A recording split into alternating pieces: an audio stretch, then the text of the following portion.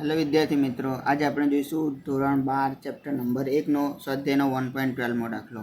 એમાં શું કીધું છે પહેલું કે એ કોપરના અલગ કરેલા બે ગોળાઓ A અને B કેન્દ્રો વચ્ચેનું અંતર 50 સેન્ટીમીટર છે।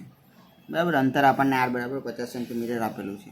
જો દરેક પરનો વિદ્યુત ભાર એટલે Q1 અને Q2 બરાબર આપણી પાસે શું હોય 6.5 × 10⁻⁷ કુલમ હોય તો તેમની વચ્ચે પરસ્પર લાગતું અપાકર્ષણ બળ કેટલું હશે।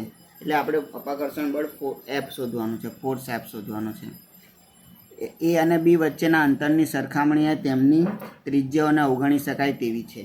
બરાબર, એવું આપણને અહીં આગળ આપેલું છે। અને B આપણને શું શોધવા કીધું છે કે જો આ દરેક ગોળા પરનો વિદ્યુત ભાર બમણો કરવામાં આવે, એટલે વિદ્યુત ભાર બમણો એટલે 2Q અને 2Q1 અને 2Q2 વિદ્યુત ભાર બમણો કરવામાં આવે અને તેમની વચ્ચેનું અંતર અડધું કરવામાં આવે તો કેટલું અપાકર્ષણ બળ લાગશે। અંતર r/2 કરવામાં આવે અને વિદ્યુત ભાર 2Q1 અને 2Q2 કરવામાં આવે તો આપણે તેમનું પછી પાછું બળ શોધવું પડશે, એટલે ફોર્સ। અહીંયા આગળ આપણે બળ લગાડવા માટે કુલમનો નિયમનો આપણે ઉપયોગ કરવાનો છે।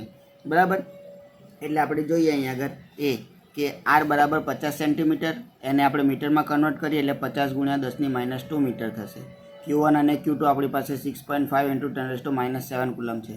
ફોર્સ F એ આપણે શોધવાનો છે, એટલે વિદ્યુત બળ એટલે કુલમનો નિયમ લગાડીએ આપણે કે F બરાબર કે Q1 Q2/r²। અહીં આગળ આપણે શું મૂકીએ, વેલ્યુ મૂકીએ કે F બરાબર 9 × 10⁹ × 6.5 × 10⁻⁷ × 6.5 ×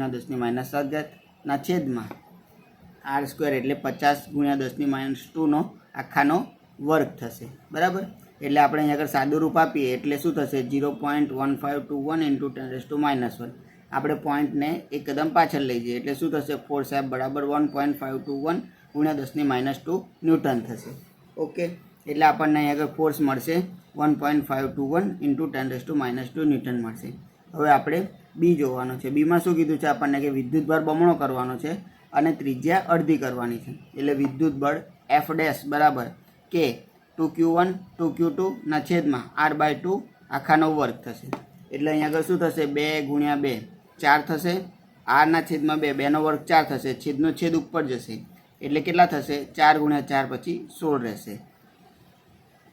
બરાબર, એટલે અહીં આગળ 16 કે Q1 Q2/r², આપણને કે Q1 Q2/r² ઉપર અહીં આગળ F મળી ગયો છે કે 1.521 × 10⁻² ન્યૂટન, એટલે આ આપણે વેલ્યુ ડાયરેક્ટ અહીં આગળ મૂકી દઈએ। 16F એટલે કે 16 × 1.521 × 10⁻², એટલે F ડેશ આપણને કેટલો મળશે 0.24 ન્યૂટન મળશે। ઓકે, મળીએ આપણે નવા વિડીયોમાં।